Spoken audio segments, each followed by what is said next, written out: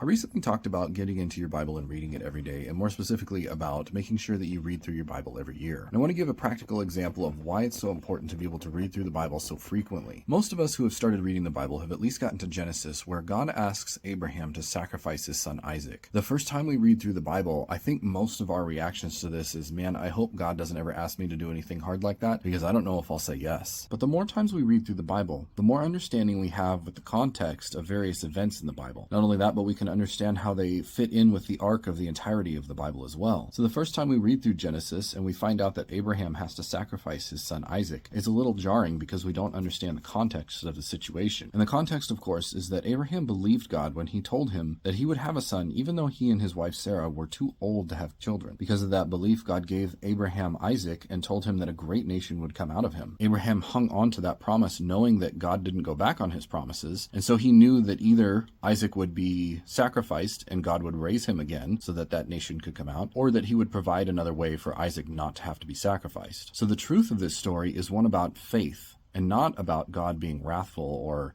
asking us for more than we could possibly bear. And the only way to understand these events in the Bible is to be reading your Bible every day and go through it every year so that you read these events over and over again every year and you can understand the context within them. So I can't recommend enough that you be in your Bible every day, not as a pastor or preacher or some religious figure, but just as a humble farmer that says that it will make a difference in your life. And as a Christian, you really ought to be in your Bible all the time.